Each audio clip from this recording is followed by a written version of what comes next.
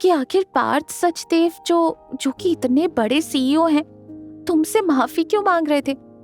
तुम तो पूरा दिन घर पर रहते हो, और जब तुम पहले आए थे तब तो उसने ऐसी कोई बात नहीं करी। फिर अचानक कॉल्स में उसे ऐसा क्या बताया गया कि जिस वजह से वो तुम्हारे पीछे पागलों की तरह पड़ गया? गौतम इस बात को आगे बढ़ाना नहीं चाहता था, इसलिए उसने मजाक के अंदाज में बात को टालने के लिए कहा। हो सकता है मेरा कोई हमशक्ल उसका दुश्मन हो और उसने मुझे पकड़ लिया है ना? ऐसा कहते हुए गौतम जोर से हंसने लगा, क्योंकि वो माहौल को इजी करना चाहता था। लेकिन अवनी की सुई अभी भी इस बात पर अटकी हुई थी, इसलिए उसने कहा, ओह गौतम, मजाक छोड़ो। सच में मैं ये जानना चाह रही हूँ कि उसने ऐसा क्यों कहा? उसे ऐसी गलतफहमी क्यों हुई कि तुम उसका कोई काम बिगाड़ सकते हो, जबकि कुछ ही वक्त पहले उसने बोला था कि वो तुम्हें सिक्योरिटी गार्ड और पियून की नौकरी ऑफर करेगा। तो फिर वो अचानक से तुम्हें इतना महान कैसे मानने लग गया? कौन था उसके फोन पर? आखिर उसने क्या कहा? गौतम ने टॉपिक को बदलते हुए कहा, चलो छोड़ो ना अवनी, पॉजिटिव बातें करते हैं। उस नेगेटिव आदमी के बारे में हम और क्यों सोच रहे हैं, जिसने हमारी जिंदगी में मुसीबत खड़ी करने में कोई कसर नहीं छोड़ी। Sorry, you are right. अच्छी बात करते ताकि अच्छी चीजें हो। वैसे मेरे साथ रह रहकर तुम भी समझदार हो गए हो गौतम। ऐसा कहते हुए अवनी हंसने लगी और गौतम के चेहरे पर भी मुस्कुराहट आ गई। वो दोनों ऐसी हल्की फुल्की बातें कर ही रहे थे कि तभी अवनी का फोन बजा। अवनी ने फोन उठाया। यस, कौन बोल रहा है?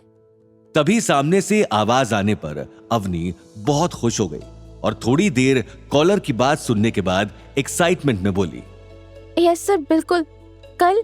हाँ सर, ठीक है। Thank you sir, thank you sir. Phone काटते ही अवनी अपनी दोनों बाहें खोलते हुए एक्साइटेड होकर बोली, गौतम, तुम्हारे मुंह में घी शक्कर। अभी तुमने कहा कि पॉजिटिव बात करते, और देखो हम लोगों का मूड थोड़ा सा सही क्या हुआ। तुम्हें पता है कितनी बड़ी न्यूज मिली है मेरे को। I am so excited. कम से कम खुशखबरी तो बताओ, क्या है?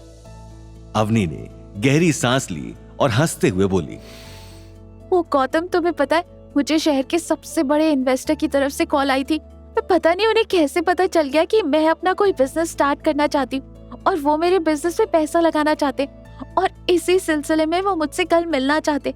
मतलब गौतम, मैं समझ नहीं सकती ऐसा कैसे हो सकता है। अभी हम वहाँ से आए हैं और अब ये सब, मतलब मेरे समझ में तो कुछ भी नहीं आ रहा। गौतम ने हंसते हुए कहा, देखो मैंने बोला था ना, नेगेटिविटी को भूल जाओ, पॉजिटिविटी तुम्हारे पास अपने आप आ जाएगी। और देखा कितना अच्छा हुआ। तुम कहाँ उस छोटे से इन्वेस्टर की बात कर रही थी और कहाँ ये पूरे शहर का सबसे बड़ा इन्वेस्टर।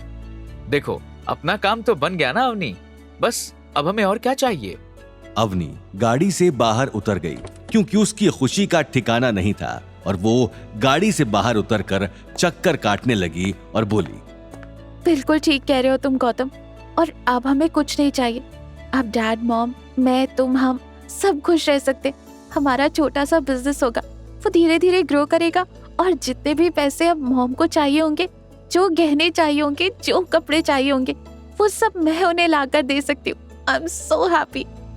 गौतम ने अवनी की ओर देखते हुए कहा, मैडम, अब ये खुशी घर वालों को भी चलकर बताना है या यहीं सड़क पर चक्कर काटते काटते रात कर दोगी? अवनी ने अपने होश संभाले और बोला, हाँ चलो चलो घर चलते। अच्छा सुनो, रास्ते से मिठाई भी ले लेंगे, वो मॉम और डैड को खिलाकर ही खुशखबरी बताएंगे। आई एम डैम श्योर कि वो दोनों भी बहुत खुश होंगे।